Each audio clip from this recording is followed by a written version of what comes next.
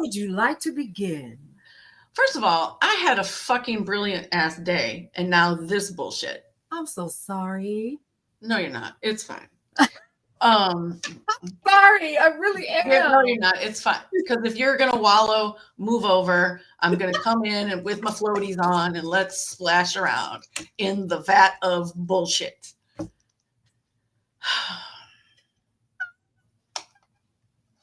Bullshit. Backstroking. I mean, Oh, I own land in denial. It's a summer home. I know I shouldn't live there. I just visit once in a while. And do I often find myself dipping a toe into the vat of self pity? Yes. Yes, of course I do. I have floaties so I don't sink. But am I going to live in the vat of self pity? No. But what you just sent me, and y'all, it's going to be in the show notes. No worries. It's called the Authoritarian Stack, and it is put together by the Friedrich Ebert Stiftung. Anyway, I don't know. That sounds important. um, but this is an intricately researched, mapped project that Paulette sent me today. Please tell the people what new, incredible, almost now we know irreversible stack of fuckery we're dealing with. Please tell the people. I'm just going to sit here. okay. So, what I sent her today. So, first of all, big shout out to my brother Delano, who sent this to me. And I read it last night and I thought, no, this can't be real. This isn't for real. But something just wasn't adding up to me with everything else that we're dealing with, right? Because we're focused, let's just keep it 100. We're focused on the surface level stuff, especially after I read this. And it's called the Authoritarian Stack. And it's how tech billionaires are building a post, listen closely, democratic America and why Europe is next. That's the No, it's title. happening. There is like concurrence. It's happening right now. Okay. And so I read through it and I thought, oh, I got to send this to Heather. So here's what's happening. Basically, in a nutshell, there's this group of tech folks who are considered kingmakers according to this write-up.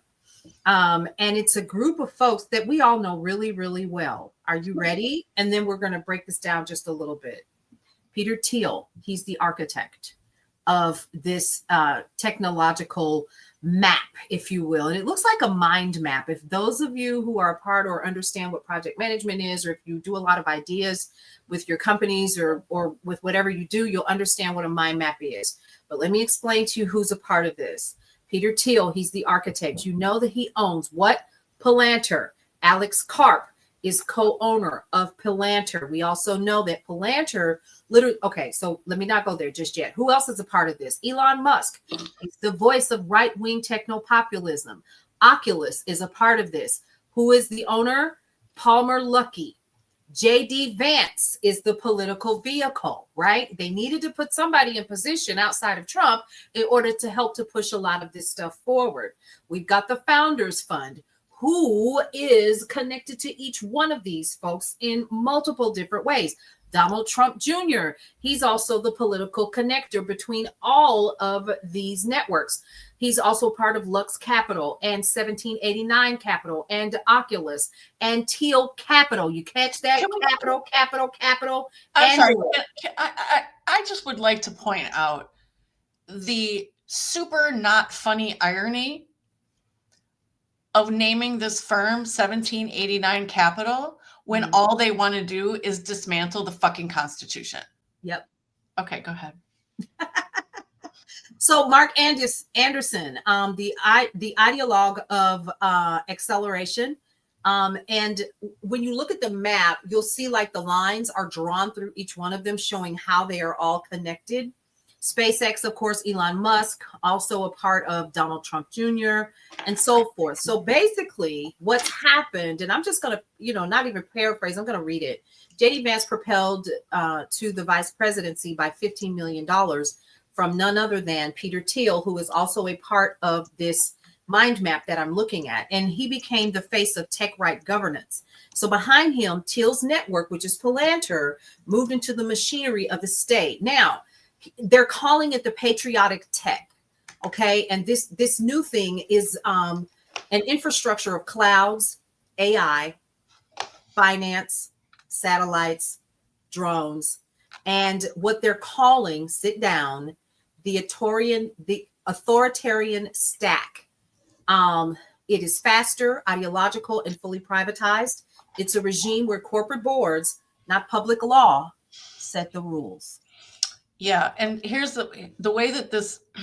First of all, if Paulette sends me something, I'm going to read it because I know it's serious and it's necessary. So whatever she sends, I'm reading. Yeah. But here's how this opens. Okay. In late July 2025.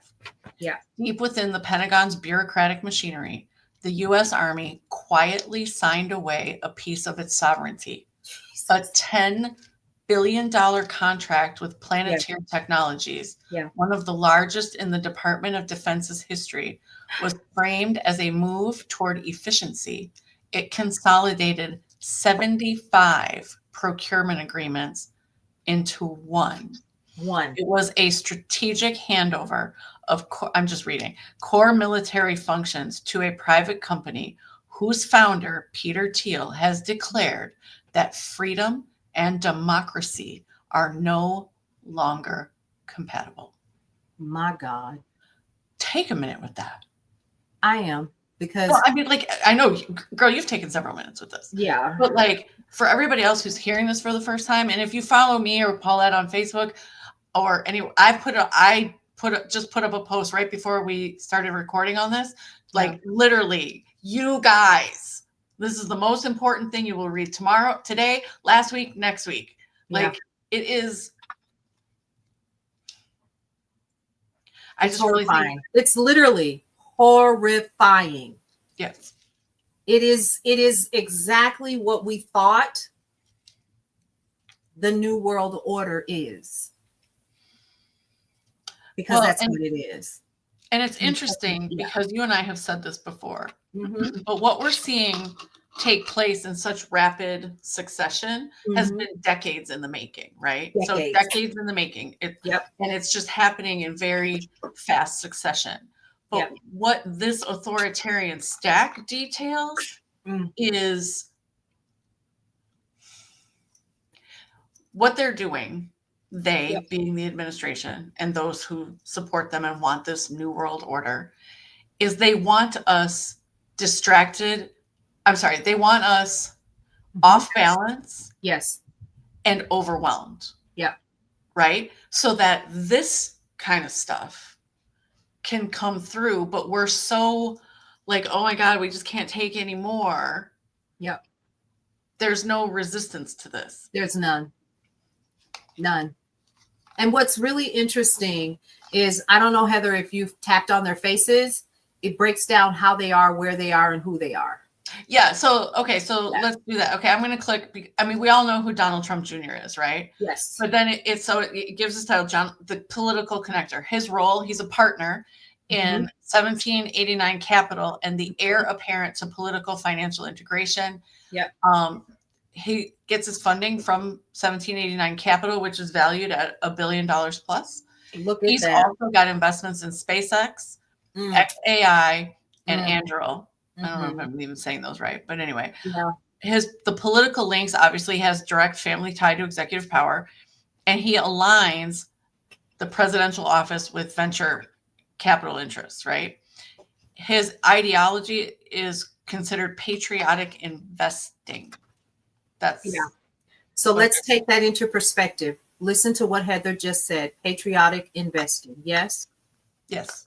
What did I announce today? If no one is paying attention, I talked about how the National Park Service is going to be releasing the following 2 holidays from free pass days. And that's MLK Day and also Juneteenth Day, because listen closely, they are only focusing on patriotic days. Did you catch that? I need you all to pay attention. Even though we laugh to keep from crying, I want you to pay attention that this is a slow descent into authoritarianism. Even though we say over and over, we're already here, I want you to understand very succinctly that they're telling us already that that is where we are. Yeah. So, okay. Sorry. I was clicking on someone else's face, but I can't. It's gross. But what does patriotic tech mean? What does that mean? According to this authoritarian stack, it means it's a new block building the infrastructure of control. Cloud, like Paulette just said, cloud, AI, finance, drones, and satellites into one integrated system. It is faster, fully built only on ideology, and it is fully privatized. So corporate boards, as Paulette said, not public law, set the rules. And they're telling us. Yeah, which means we can still have elections. They just don't mean shit. They don't mean shit. And we witnessed that this time, right? Mm-hmm. I mean, anything. Now, according to this particular website, the folks that did the research is actually an agency that is called Friedrich Ebert and Stiftung. Mm-hmm. Now, according to their research, what they have found with this particular group of folks, oh God, this is so, I'm just sick at the stomach. Their investigation, according to what they're saying, our investigation shows how these firms now operate as state-like powers, writing the rules, winning the tenders, and exporting their model to Europe, where it poses a direct challenge to democratic governance. So what that tells me, just from me reading that, is that the US of A is the test bunny for the rest of the world. Yeah, and you might scoff at that. You might be like, yeah, that's, whatever. But here's what I want. This is part of what they're doing, okay? Not only do they have direct ties into the U.S. government, they also have a slew of people who have been sworn in as lieutenant colonels in the U.S. Army. My God. So Shyam Sankar from Palantir, he's an Army lieutenant colonel now. Andrew Bosworth from Meta, he's a U.S. Army lieutenant colonel.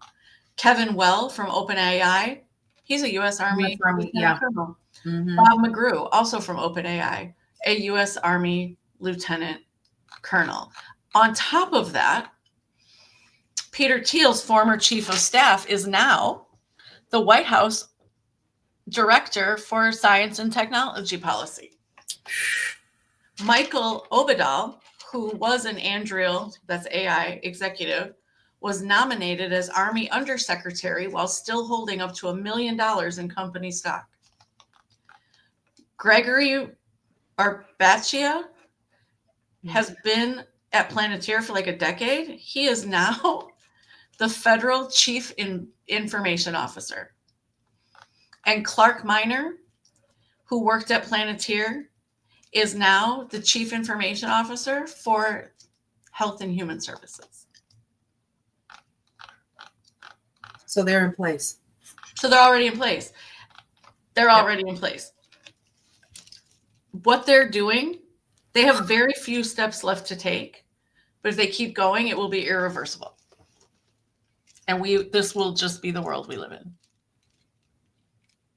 And then we'll wish that those machines from Terminator would come and fuck shit up. Like, for real. Let me,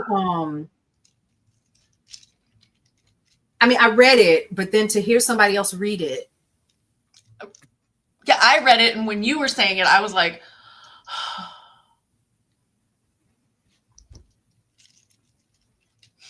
I want you all to hear me. And I say this often when I say I want you all.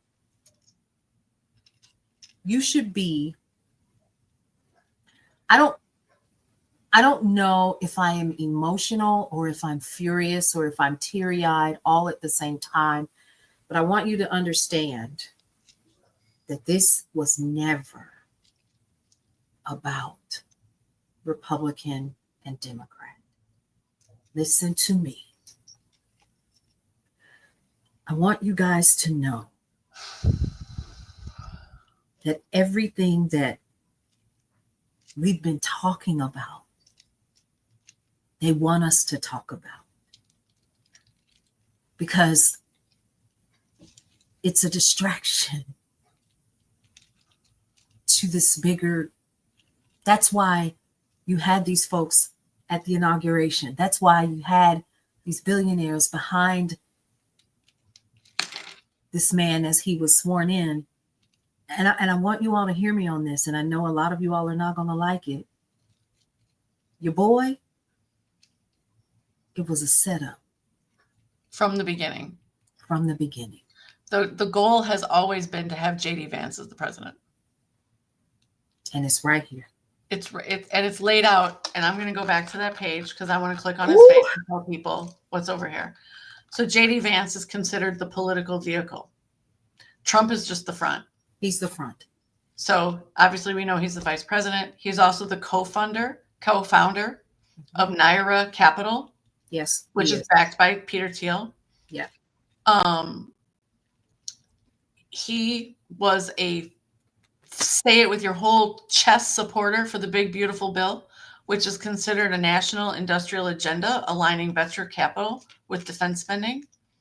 He is connected with Peter Thiel, who is considered the architect of all this.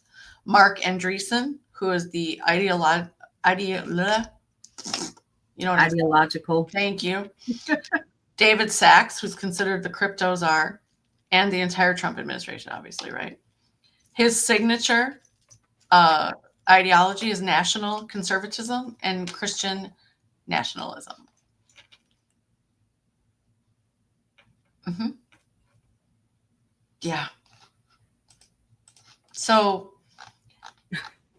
when people are like, oh my God, how could Trump still be the president? Oh my God. He was never the goal. He was never the goal. He's just part of the journey. He was the plan from the beginning. If we can just get him in, if we could just listen to me.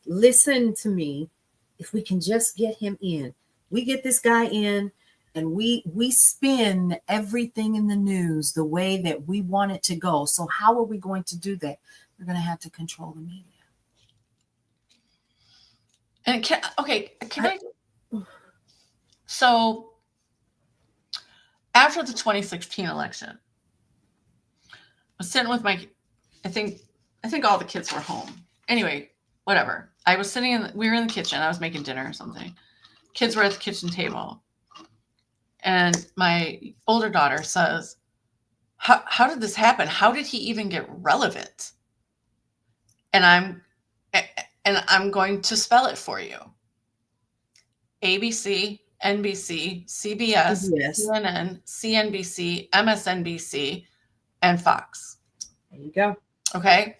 And what I mean by that is, of course, I'm not saying that any of those news media, had anything directly to do, but when they decided that he was the story, yeah, that was the issue. When they decided that giving him all that airtime, was the direction they wanted to go, because you can't call it responsible journalism. Responsible journalists would have been like, he's a fucking joke. He is a sideshow at a circus, and we can't pay attention to him because it's just nonsense, right? Yep. That would have been responsible journalism, and to focus on the real grown-ups who were on the stage, right? And I'm not saying there were many of them, but there was one Republican in particular and one Democrat in particular at the time. But by focusing on him, they elevated his stature, and they kept lifting him up into this like stratosphere of relevance that he did not deserve, but that all these people in this authoritarian stack were really fucking hoping for. And it worked. He got 4 years where they started putting pieces in place. Yep. Then we had 4 years of Biden, which Yep. they were still working behind the scenes. Don't think that they went away. Nope.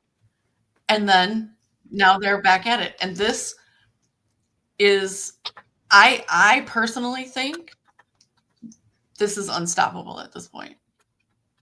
It looks like everything is already in position. SpaceX is already running. Here's the thing.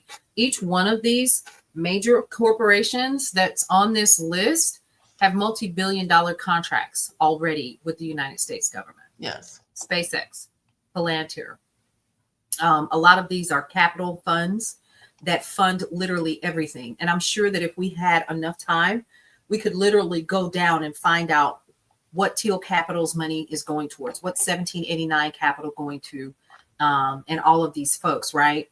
And so this patriotic tech, number one, everybody's in position. Can I just be clear on something? Ain't no way that man did all of this. Mm-mm. He's not smart enough, first of all. He's not smart enough. That's my point. He's not smart enough. He's not bright enough to do that. And he's also on mental decline. And it's been that way since his first talk in February. I noticed it. He was on mental decline then. Yeah. And it's actually worse now. And they fully know it. And they're going to allow us to focus on that. And this is almost like taking candy from a baby for these folks, right? Because we're all focused on the wrong thing. Yeah. So there's also a little map in this article, where it shows U.S. taxpayers who, funding $2.2 billion plus or whatever, go into European contracts. Yeah. 22.5 billion go into government spending at the Pentagon, intelligence, and HHS, right? From there, the Pentagon has contracts with Palantir, Anduril, SpaceX, and OpenAI. Oh my God. U.S. intelligence, Palantir, OpenAI. HHS, Palantir, OpenAI.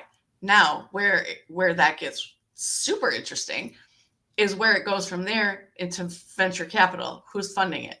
Palantir is funded by the Founders Fund, which turns around and funds Anduril, which funds A16, which, there's all these. They're going in and out, and they're going back and forth, and they're helping each other out to get the funding that they need to move along. And guess who is at the ass end of it? The taxpayers, you and I. Thus, this is unbelievable. It's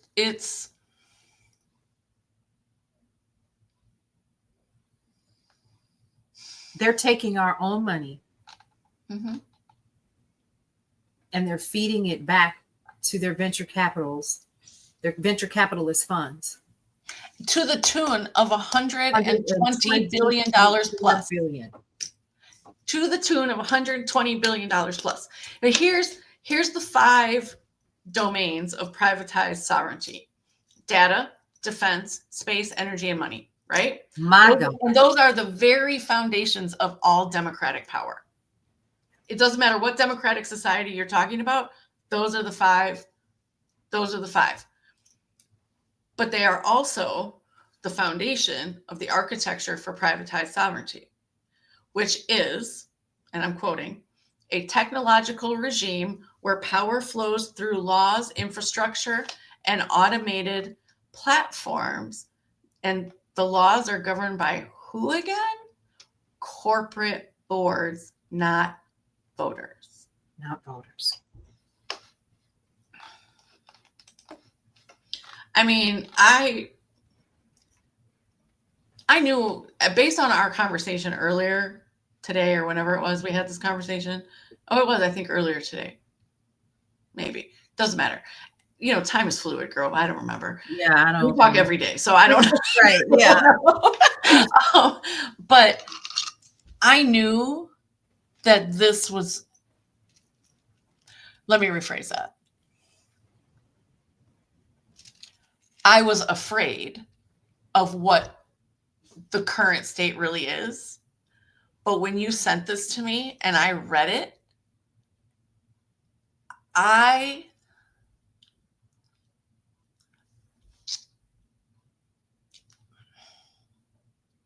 It's devastating. It's devastating. Because you know why it's devastating for me right now as I'm sitting here? Because number one,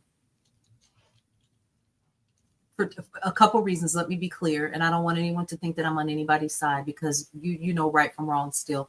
You're still cognizant enough, but you're still aware.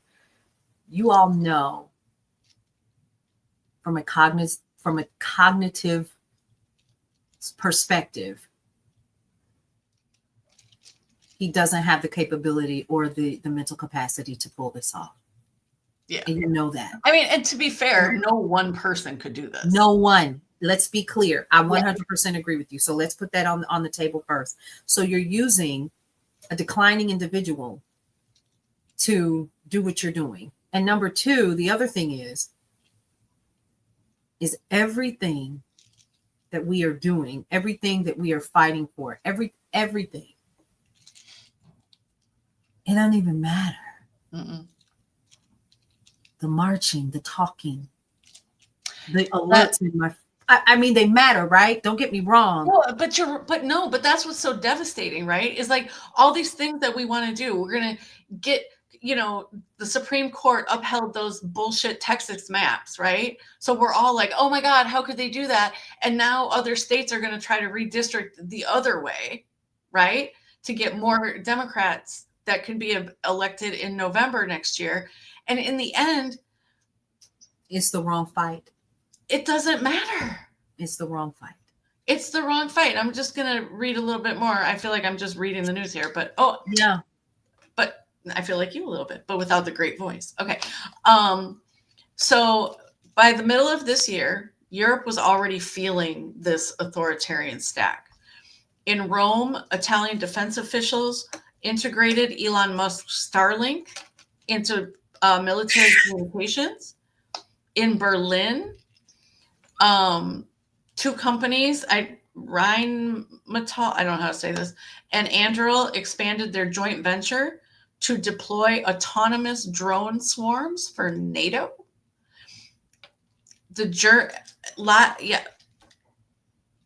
Musk live streams with the AfDs, which I think is a far right party in Germany. Alice Weidel endorsing the German far right while supplying NATO infrastructure. In London, they have scaled Palantir's 330 million pound, pounds as in British pounds, not dollars, federated data platform across tens of millions of patient records. By May, the British government had to pay KPMG 8 million pounds just to encourage hospital adoption. Meanwhile, a 1.5 billion pound defense partnership binds Britain to Palantir's AI systems. I want to scream. I want to scream. Yeah. This is what Paulette and I were talking about just before we hit record. But once Palantir becomes indispensable, once Anduril's drones are NATO standard, once nuclear facilities power AI that runs everything else, the transformation is irreversible. It's going to be irreversible. Let that sink in for a minute. Irreversible. And then it goes on to now shifts its focus to America. Silicon Valley's authoritarian tech right is not theorizing this world. They are building it. The pipelines are operational. The feedback loops are functioning. The sovereignty transfers are completing. Democracy exists only as a legacy interface, maintained for stability while being systemically hollowed out and replaced.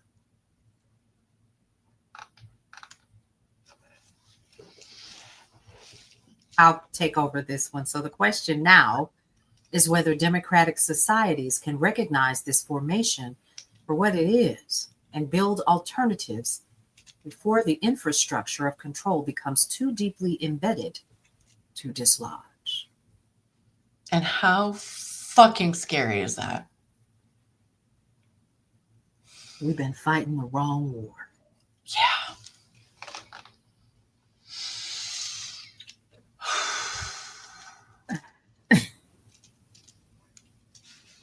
It's so...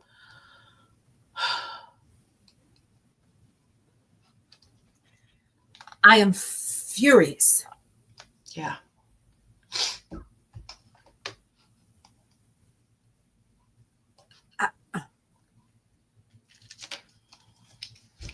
There is literally a map. So if you hover over this map at the bottom, it tells you literally there's an entire authoritarian tech right network. And so I'm going to just expand it and let's see what we come up with. So you have, and it's so tiny, I can barely read it. But if you click on it, like click on anyone, it like blows it up. My God. So everybody is already in position. So ideological alignment, investment, personnel placement, all of that is already done. Board and leadership already done. Procurement and policy. Here's what I need you all to understand when we're talking about this stuff. What we are saying to you is not to scare you, but it sure as hell ought to piss you off. So much so that you should start asking those questions. Because if I've got my bedding panties on, and I think I do, I put her on this morning, I'm going to say this. We're talking about a guy that was a never Trumper. Never Trump. Ever. Mm-hmm. Now all of a sudden you're all in. Because you're the political vehicle and Donald Trump Jr. is the connector. Mm-hmm. And so all of these pieces. So ultimately what this does is this says to me that anything that they had to do to get this guy in, they were going to do it. Mm-hmm. And they did. Yeah. At all costs. Yeah. So if you click on JD Vance's circle as part of the Kingmakers, he is connected to, he's a founder of the Rockbridge Network. We've talked about that before. He has influenced Curtis Yarvin, who I don't know who that is. I'll have to look it out. In platformed, oh, damn it. Oh, here he is. He's endorsed American dynamism. That's a hard word. Conference. He's influenced Curtis Yarvin, mentored by Peter Thiel. He's affiliated with Project 25. He's been published with the Heritage Foundation and endorsed by them as well. His board and leadership is included with Naira Capital, the Rockbridge Network, and he was employed by Mithril Capital. So, like, when you click on any one of these, it shoots arrows into all these other places he's connected circles on the map to show you exactly how they're connected. But I really think we really, really, really need to understand that. I'm sorry, I'm looking at the map while I say this. Yeah. This infrastructure has been in the works beyond Project 2025 for decades. Mm-hmm. They've been putting the pieces in place and just kind of waiting for the technology to catch up, right? Yeah. That's what they've been doing, is they've been putting these pieces in place and then waiting for, AI to catch up. They've been waiting for drone technology that can do all these other things than just fly around and take pictures, right? Like they've been putting this org chart and putting, okay. I know that I watch a lot of TV and movies. Yeah. I'm aware. I don't really think it's a problem, and I have no plans for a 12-step program. But I can't help but read this and think, we don't have a hero coming to save us. No, we don't have the Avengers who are meeting somewhere like, okay, this is how we're gonna shut this shit down. That's not happening. And maybe I'm wrong. I hope I'm wrong, but I don't think that I am. And so this is going to continue to march forward, and we're going to continue we'll have rights on paper, but not really. It won't mean shit. Yeah. It won't mean anything. And here's something else that you need to pay attention to is that in the middle of all of this, while we're talking, Project 2025 is officially at 50% complete. Oh, shitballs. Couple of things that have happened recently as of November 13th, Department of Energy. We need to talk about this because it correlates completely with what we're talking about. Yeah. Completed November 13th, expand energy exploration and extraction in where? Alaska. The last pristine wilderness in the United States. Correct. Absolutely. Open National Petroleum Reserve to leasing and development. It's done. Yep. Done. Completed November 20th. Eliminate the Office of Grid Deployment. That's also the Energy Department broke up the Grid Deployment Office. Completed November 20th. Eliminate the Office of Energy Efficiency and Renewable Energy or reduce its funding.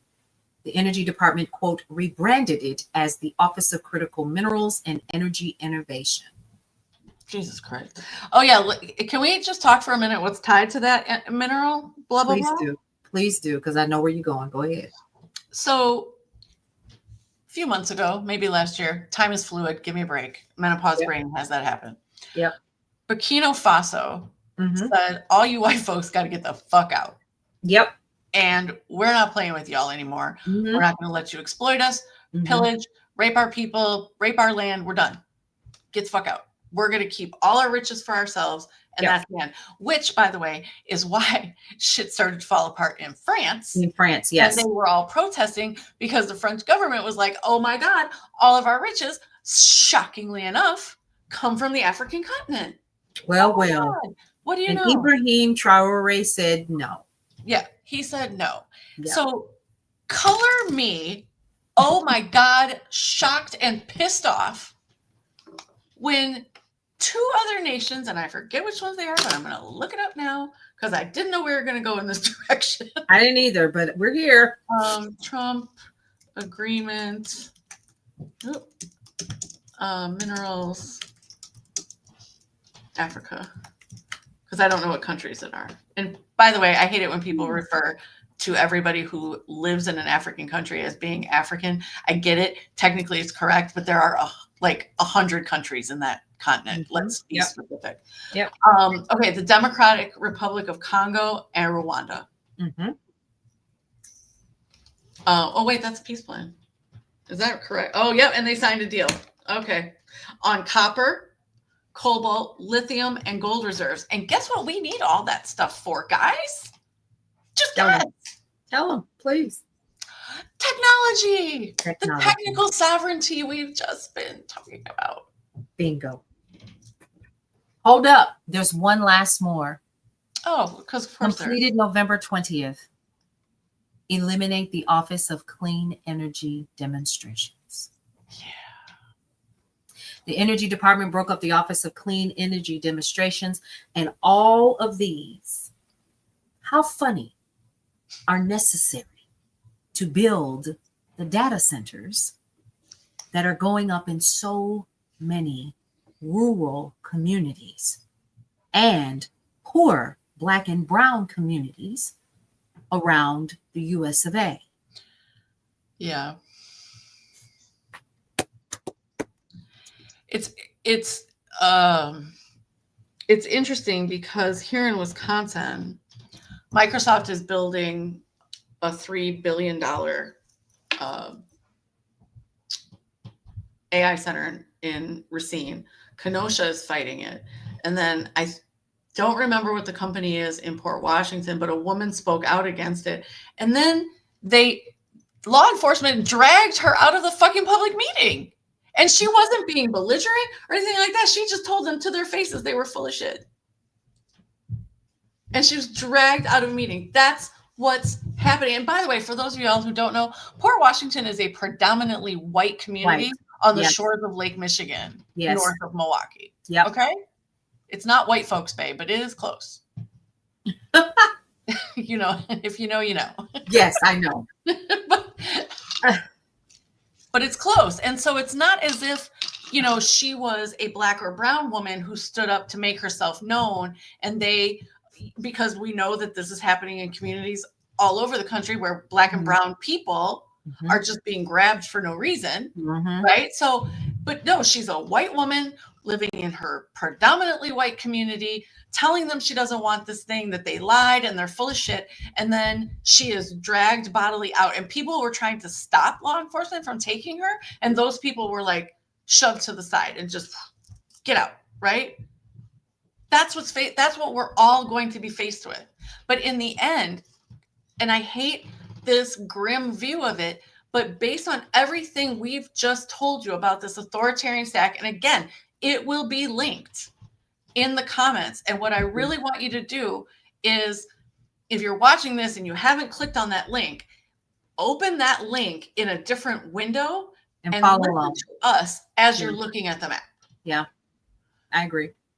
Because that will be like, oh, yeah, oh, they were really looking at this in real time while they're talking. Yes. Yeah. Yes. Because I have never read something this. First of all, it's laid out very simply, right? It's easy to follow. It is, they're not using lofty academic language. They're not doing that. But it's really simple to follow because they've made it. I mean, listen, sometimes you have to explain things to me like I'm a 5-year-old. That's what this does. That's what this does. It does. It really, really does. And you know what's really interesting is no one's talking about it. Like I said, my brother sent it to me, and I was all ready to talk about something else. And then I thought, nah, because I literally reported on a couple of things today, right? So like I reported on this whole, everything that's going to be coming out of the National Park Service is going to be patriotic. But one of those days is actually Trump's birthday. So that's one. And then the other one was, I think I reported on something else as well. And we are reporting on Venezuela, and we're reporting on Colombia, and we're reporting on all of these other things. And they have us. Here's folks, for those of you all who pay attention to myself and Heather on social media, I need you all to hear me. Again, you all know how I am. If you follow me when I'm live or when I'm not, I always say these things. I don't care who you voted for. Well, I do. No. Huh? I do. Because because you're part of the reason all this shit is fucking happening. All this shit is happening. But here's the thing. It's too late. It's too late. We're here. That's why I said what I said about. I know, but I do like playing the blame game occasionally. Okay, well, let me have that for a minute. Okay. So here's the thing. Here's what I need you to understand. You still need to know what in the world is going on right now, because this has never been, and this is how they got us, right? Yep. They needed us to follow this whole blame game. Like you were just saying, Heather, we had to be like a wrestling match. Like my team, rah, rah, sis, boom, bah, here, I'm a Republican, rah, rah, sis, boom, bah, I'm MAGA, I'm this, I'm that, I'm Democrat. They needed us to do that. And guess what we're doing in the comments? This is what we do. And I've watched it. And I try my best to provide the facts and information whenever I go live or whenever I am providing you with information that I learn about. And I dig and do my research and say, hey, I got this information from X, Y, and Z. Go ahead and find out for yourself if you feel so inclined. Yes. The reason why I do that is because I never, ever, ever, I don't care, Republican or Democrat or MAGA or whatever you call yourself, I don't ever want you to think that this is about me getting over or winning. I want you to understand, not one of us who are tax-paying U.S. citizens on this side of the aisle are winning. I need you to get that. Yeah. This is not about he won, get over it. We're past that. We are absolutely past that. You are 100% correct. It's why it's so important for people to understand that what is happening with this authoritarian stack and this tech right network, and what is the term they use? Shit, now I can't find it. Privatized sovereignty. This technological whatever. It's critical that we all understand how it works, because once you understand how a system works and is put together, that's really the only way that you can learn, number one, how to operate within it so that you and your family are safe and healthy and thriving as much as you can, right? Number one. But also how to push against it and how to not be part of it anymore. Yeah. Or to separate yourself as much as possible. That's why last week, Paulette and I were like, grow your own food. Grow your own food. That's part of it. I'm so disgusted right now. Because I feel like I fell for the okie doke as well. Like I could see, like I just watched an interview with this guy, Peter Thiel, like this morning. And it was absolutely disgusting because he was like, everybody doesn't need to survive. This fucker said that shit. And what really got me was his whole thing was something about it not being democratic, and that there are just certain folks that just don't need to survive this whole thing. And we arguing over who getting goddamn food stamps. Yes, I cussed just like that. We're arguing over whether or not you deserve, and these people are literally building an infrastructure where you won't even be able to make it to the edge of the red carpet that leads to the red carpet of any of this. Yeah, they want people, they want us dumb, sick, and desperate, right?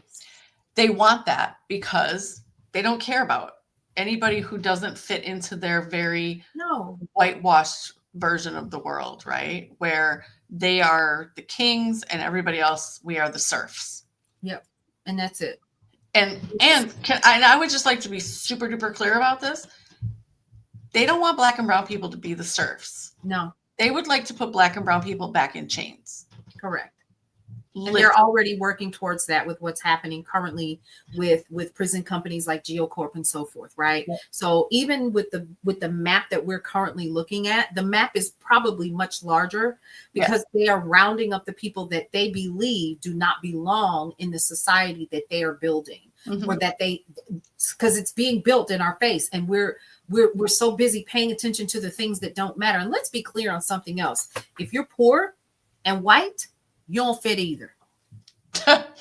But what I'm saying by that is, if you're poor and white, you're going to end up as a serf, right? Like I would end up being a serf because I don't have the money to join that rank of the elite, right? I'd be a serf doing whatever it is they tell me to do just so that I can get my daily allotment of bread and gruel, right? There you go. Period. Black and brown people, on the other hand, if they can't get you out of the country, they're going to put you back in chains. That's their vision. That is their vision. I wish there were a way.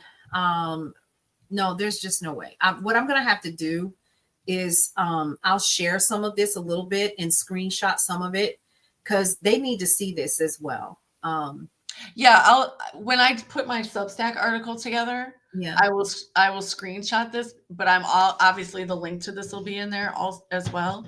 Yeah. Girl, I can't put, my editing skills are not awesome with the video. No, it's okay. No, that's good. I was just thinking,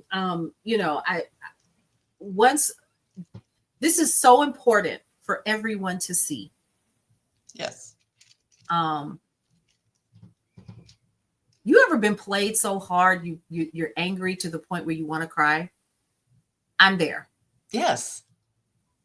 Y'all, I'm there also. That's why I'm saying when I was reading this, that's why it's devastating. I mean, one of many reasons, but yes, it's devastating. Outside of the fact that we have what do we hit? 1 million unemployed right now? Like, so that was originally what we were supposed to talk about today, is that like 1.1 million people have lost their jobs, which is way more than during the pandemic, right? Mm-hmm. And so that's what Paulette and I were going to talk about today is the rate of job loss right now, because it's astronomical. I'm going to find that right now so I can not say numbers that are not correct. 1.1 lost job. I can type jobs lost. Okay, so according to CBS News, employers have cut 1.1 million jobs this year. And what is behind which is through November, the most since 2020, when companies laid off 2.2 million workers as the pandemic was slamming. The layoffs represent a 54% increase from the same period last year. And it's only the sixth time since 1993, so 32 years, that job cuts during the first months of the year have risen above 1.1 million. So tech is driving the surge in job cuts. Mm-hmm. What were we just talking about? Mm-hmm. Right? That's number one. Tech is driving blah, blah, blah. Yep, that's retail sector. Okay. Layoffs from when Doge was doing their tearing through the federal government. Yeah. Bullshit. That's another one. And then there's the top industries that have changed is so retail stores were expected to hire between 265,000 and 365,000 seasonal workers, mm-hmm. but last year they hired 442,000. So that's a huge difference, right?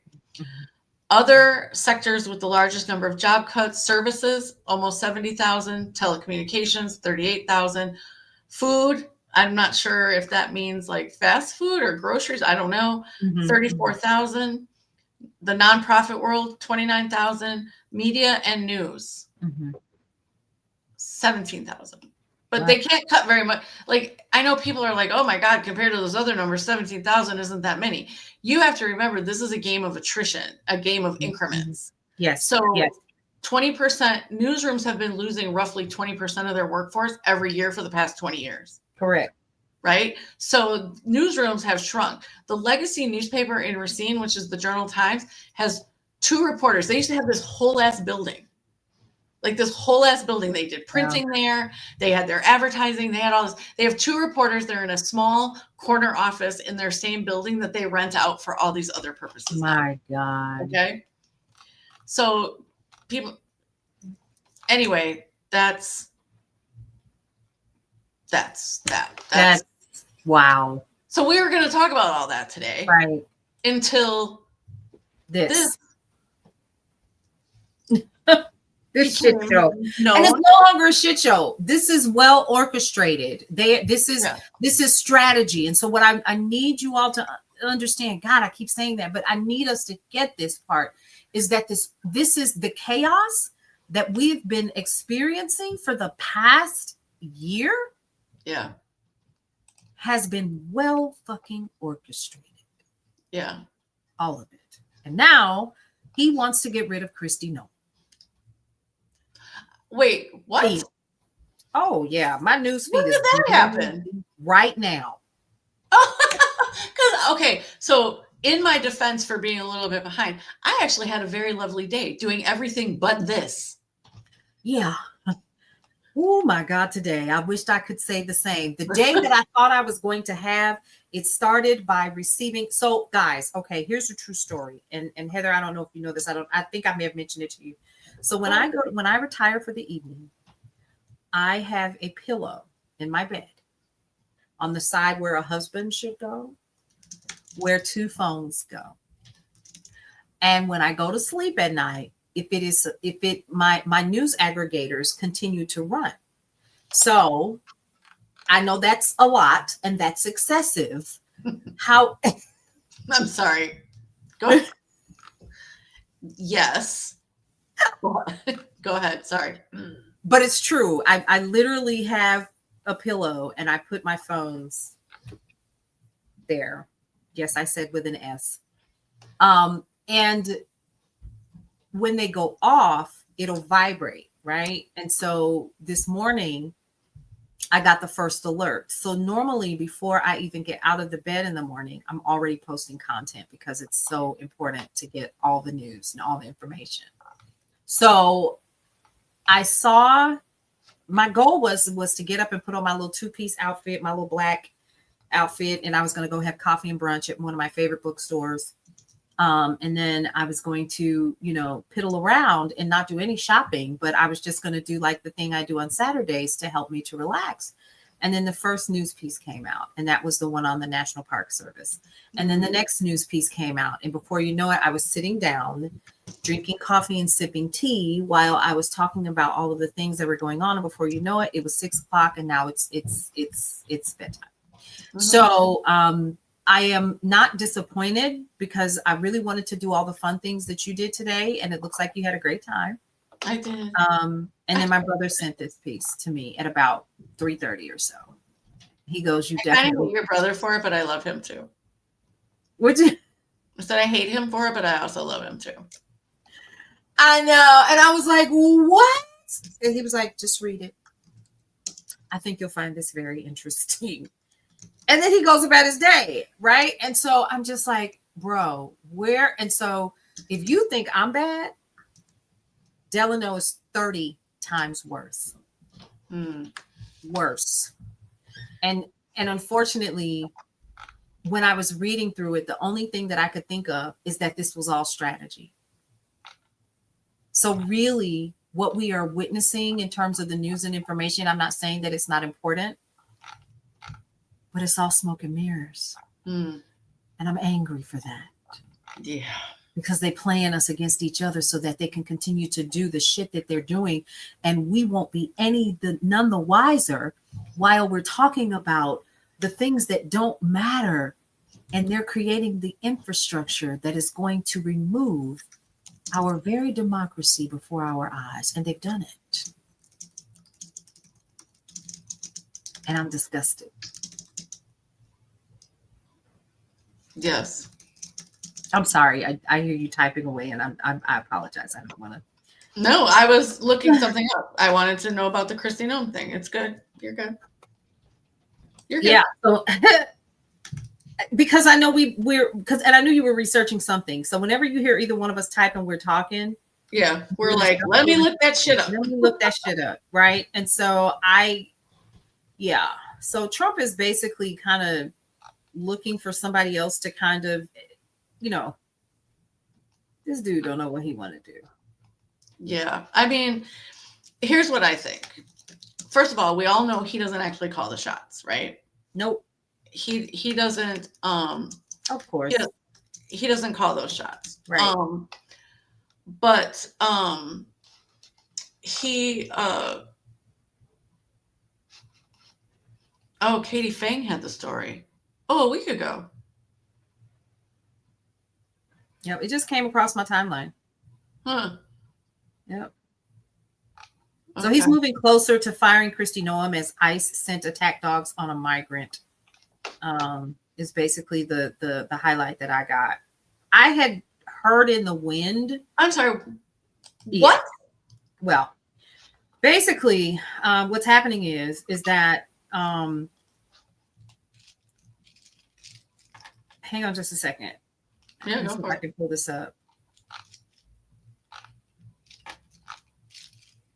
You guys might also hear clicking. That's me playing with my 3D dragon because ADHD is a thing and I need to fidget. Yeah, that's why you constantly see me move my papers.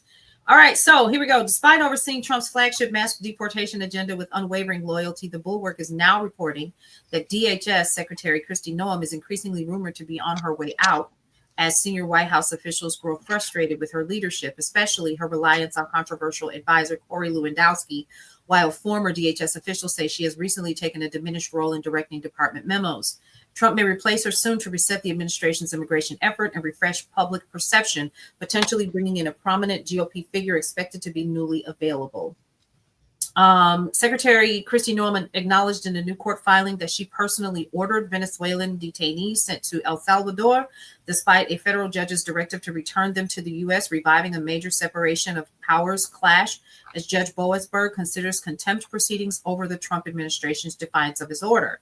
And after an Afghan asylum recipient shot 2 National Guard members, immigration hardliners and senior Trump officials are using the incident to push sweeping new restrictions, including expanded travel bans, mandatory in-person asylum interviews, revetting or deporting up to 2 million recent arrivals from countries of concern, and a full overhaul of adjudications, marking what insiders call an inflection point toward far more aggressive screening and mass deportation policies. And Senator Patty Murray accused ICE of using an attack dog to severely injure an unresisting man, Wilmer Toledo Martinez, after agents allegedly lured him outside under false pretenses, denied him timely medical care, and traumatized his family, an incident emerging amid other reports of violent ICE enforcement actions in the Pacific Northwest. And the image of his back being chewed up is absolutely fucking horrifying. So I don't know how to say this without like it sounding like I'm minimizing what happened to this gentleman, because that is never the goal, right? Like what happened to him is horrific, and those people should be charged. Yep. They absolutely should be charged. They should be buried under the jail, actually. Yep. But it's things like that that are meant to distract us Bingo. from this other stuff. Exactly. And by shining a light on that, and it should absolutely be shown. Absolutely. Highlight. Absolutely. Shine Yes. that fucking spotlight. Make That's those how we're people, missing this. But that's what's, yeah. Overwhelmed and off balance. Yes. That's how they want to keep us. Correct. So they do stupid shit like this by having a dogs, whatever, attack this poor man. Meanwhile, all this is going on. All this is going on. And you know what else? Here's what's even more frustrating in this whole thing is that the people that are a part of ICE, the people that are a part, the Kristi Noems and all of these people who are walking around thinking that they're doing something fabulous and wonderful, they're also being played. Of course they are. They're too stupid to realize it. They're too stupid to realize it because they have quote unquote power and they're being paid. And I want you all to also understand throughout all of this, just like this map, your tax dollars are taking care of all of this. Your tax dollars are fueling every last bit of it. And if that does not infuriate you, it absolutely should. And so now this is the very definition of taxation without representation. Oh my God. And we're living in it right now. And so here's the other question that I have. And so now here we are in this, we're not belittling what's happening to this guy or anything else that I just read. But here's the other thing that is going to be foreshadowed. And God, I just lost my chain of thought. But we gotta look at also everything else that has happened over the long haul and how, and okay, Paulette, slow down. This is how frustrated I am about this whole thing. The chess that they are playing is so high end. I don't know if we can even officially catch up and get ahead of what's already in position. How, now that we know this, now that we see it, do we scream this from the rooftops? Who do we, I mean, because at this point, it should be, okay, how do we dismantle this? So, at the risk of sounding like an oversimplified good guy versus bad guy movie, honestly, we'd have to blow up a bunch of shit in very real sense of what I'm saying, like actually blow them up. And I don't mean people, although some of them I might not have an issue with. You know, what? I'm just going to say the quiet part out loud. They seem to and don't catch any shit for that. Right. But I mean like their physical like their servers or their whatever's that they have, right? Like they would have to be destroyed. Like Elon Musk satellites would have to be blown out of the sky. Out of the sky is what I'm saying. Like it would have to be that sort of physical response to, like that's what I mean. I'm not talking figuratively. We got to blow that shit up, meaning, break up this or break up that. It's too late for that. Oh my God.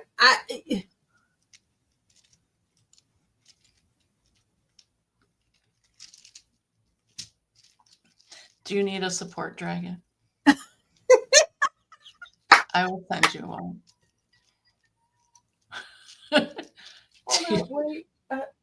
Do you need a support dragon? No. What do you have? What is that?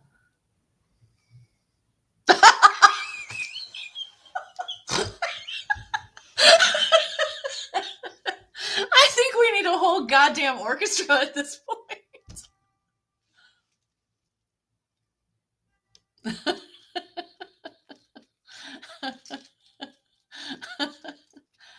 I'm just saying this is actually quite handy. Because honestly, all this makes me do is want a real dragon. Like I want a real one. Right, to blow up some shit. I want a real one. I want it big and I want it to fly and breathe fire. Like fucking Game of Thrones. Ass. It's got to be able to kick some ass.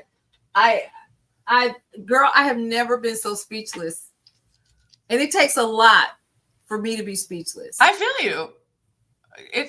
That has only happened to me maybe 5 times in my entire life, and I am 57 years old. Girl, I'm like, is this for real? This is for real, y'all? And if you are not furious, if you are not asking questions, and you know what? Here's what's even worse. Ain't no congressman to call. No, because they have no power in this. None. That is absolutely clear. So then here's the other question. What happens in the midterms, which are coming up? What do you do? How do we highlight this to those people that we want to vote in? Because here's the other issue with all of these corporations that are these PACs and these super PACs and these APACs and these lobbyists and all this other stuff. And I'm just throwing names out there, right?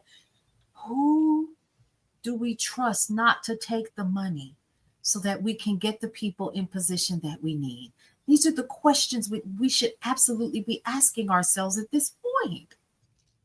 Well, here's the thing. First of all, the number of people that we can trust to not take the money, that is a short ass list. Okay? It's a short ass list because people who we thought were fighting for the right things, Hakeem Jeffries, Cory Booker, they're all taking They're all taking APAC money. They're all taking APAC money. But you know who's not taking APAC money? Jasmine Crockett's not taking APAC money. Yeah. I don't think AOC is either. Bernie doesn't. I don't think. Does he? I don't think so, no. Okay. Gwen Moore does not. My congresswoman from Milwaukee does not. So the list of people who don't take the money or who won't take the money, short, like depressingly short. But even with that, so here's also what we're not taking into account, and we are over an hour, so this might not even be the time for this discussion, but MAGA is a cult. It is. And cults hold together as long as the charismatic leader remains in charge of the cult, right? But when Trump dies, which God really would love to be almost any day now, I don't know what to tell you. This is where I'm at. Your face. I don't know what to tell you. I don't know what to tell you. But once he is no longer that charismatic leader at the top, cults typically fall apart. They do. So then that begs the question, even though we have this privatized sovereignty move going on, JD Vance is not going to be the cult leader they need him to be. He's definitely the puppet. Yeah. But is he really the leader who's going to keep this coalesced movement going? I don't see that happening. And so then it begs the question, Then who? Then who fills the vacuum? Number one. Number two, if they can't fill the vacuum, what are the chances of stopping this? Because here's another thing, and I know I realize I've been very gloom and doom, and that is very un-Libra-like of me, but here we are. Right. It's okay. But it does beg the question that if, this is a lot of ifs, so follow my ifs. I'm following. Okay, if Trump is no longer the MAGA leader, the cult falls apart, and we get, and nobody coalesces behind JD Vance other than these kingmaker assholes, right? He really can't pull the needle. He's not going to be able to move the needle on support, right? Number one. Number two, if the midterms happen with fidelity, meaning we all get to vote, the votes actually count, people get sworn into office, are those people going to be enough, right, to dislodge the systems that are already in place? Because while there isn't anything really that we can do on the ground level, like me and you and anybody else watching this, these systems are in place. They are being, it's kind of like flying the plane while it's being built, kind of a thing. But according to this Authoritarian Stack article with the maps and the things, it's not a fully done deal yet. No. So do we have the opportunity to disrupt and replace? And I think, yes, I think we do. Here's the first thing is, number one, doing exactly what we're doing right now, right? More people who are on the brain wavelength that we're currently on, and others need to be educated about what's really going on. And we got to start singing it from the rooftops. I think that's the first thing, because I don't think enough people know about it. And I do news every single freaking day. And now I feel like you're such a fool because you've been reporting on the wrong damn things. So now you can't feel like that though, because you don't know what you don't know. No, and you're right about that. But at the same token, I'm like, damn, how did I miss this? And so again, ma'am, how did you miss? How did you? We all fucking missed. We all missed it. You're right. Okay, yes, ma'am. Squeeze your dragon for me. So I think. So I think now it becomes telling these stories, breaking it apart now. Now it's time to break it apart, right? So now we know what we know. It's time to take the map and let's break it down, because we can't not at this point, because now it's in our face. And now we got to start connecting dots, because it's right there and the dots are connected. But it needs to be so simple. Like you said, even a 5-year-old or even now a 3-year-old can understand, because there are going to be people that are going to look at this and go, well, I still don't get it. No doubt. It needs to be very clear that Peter Thiel is attached to this, influences that, and now has 75, what used to be 75 procurement agreements with the U.S. Army is now 1. Here's why that's a problem. Horrifying. Right? Here's what is this jagoff's name? Hold on, I gotta get back up to this. Elon Musk is one. Well, yeah, we hate him. But anyway. JD Vance. No, I know, but I was looking for this other guy. Palmer Luckey, right? So he's attached to Oculus, Thiel Capital, Anduril, Lux Capital, the Founders Fund, and JD Vance, right? Okay. Here's why that matters, right? Like we seriously, for the people who are going to read this or look at it and they still don't get it, like that's the kind of breakout I think we need to do. Yep. All right, so here's my proposal, and I'm saying it publicly so we keep each other accountable, because we're kind of bad at that. I mean, I am self-aware enough to know that I need somebody to be like, yo. But I think that you and I should work on these as a series of articles with graphics that are like, must, absolutely. This person is attached to this company or this founder. or VC capital or whatever, blah, blah, blah. This is why it matters. This is absolutely how it could be disrupted. I don't know if we're smart enough to do that. I don't think I am, but we can talk to others. We can absolutely try, because the first thing that we have to do is look at that initial map. And then break each one of those folks down. And it's already pretty much broken down for us, but I would love to dig deeper on each one of those in detail. Yeah, I would too. And I also think that looking at this map is a little, for people who might get overstimulated by the visual, it is a lot. It is. It's a lot to look at. It's kind of like when I was doing here's your senator and here's the money that they took. PAC, super PAC. So here's Peter. Exactly. Here's Peter Thiel. Let's talk about who he is. And let's break down each one of these companies and where they're connected, both on a local level, a global level, and a political level. Where exactly is he getting his money from? And then track that back to him. And who's partnering with him, and doing them person by person and piece by piece. I think that is just dissecting it, pulling it apart. We're gonna have to. I think if we did those and published them on our Substacks, and we can do our own little videos about them. Yep.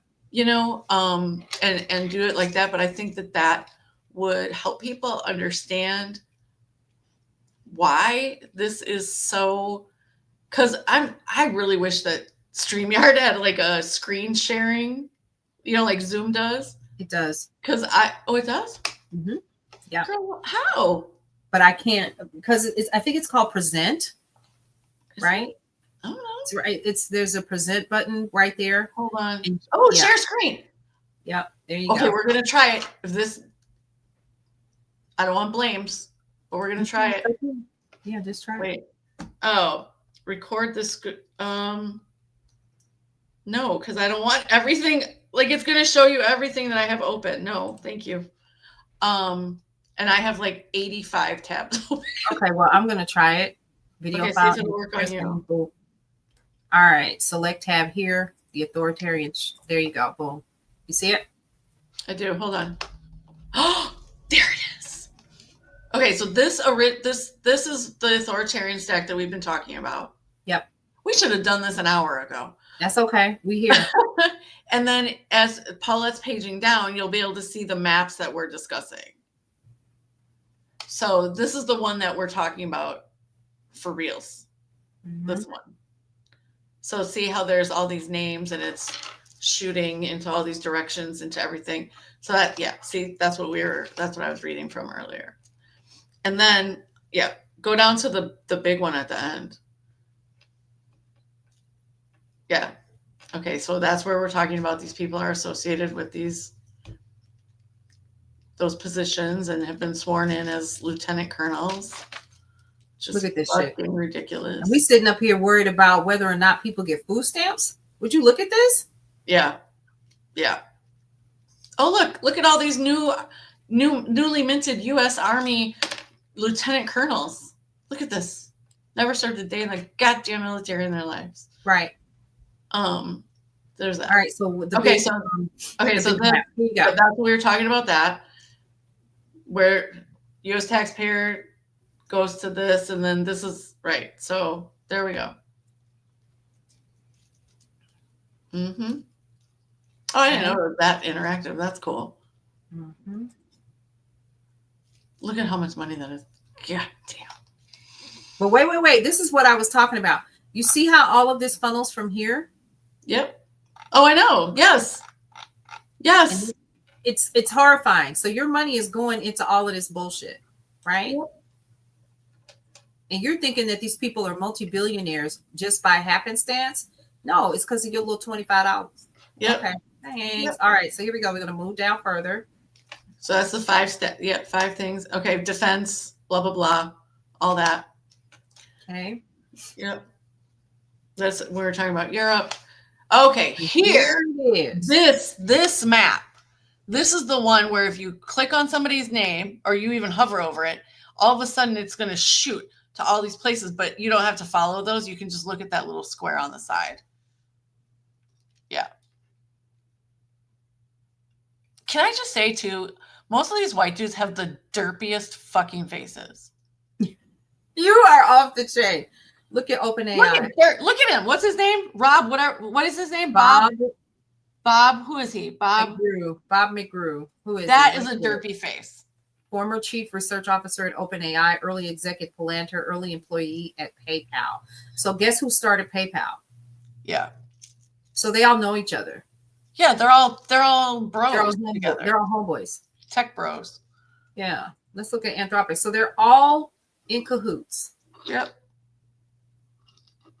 Yep. Look at that. Partnered with Palantir, XAI, and Palantir again. Mm-hmm. Department of Treasury. Well, goddamn. Yeah. Oh my God. Okay. So there you go. All right. So that's why that is important. And that's why we're going to link to it in the show notes so that you can go look at it yourself. And then we will do this series of articles that helps break it down even more so that you can. I'm not going to give you a promise on when those articles are going to get done because it's a lot. I don't want to be a liar. Yeah. Which means it's going to be some digging. Yeah. So, yeah. All right. So on that note, yeah. Have a good evening, morning, afternoon. This has been the Rivalry. See you next week.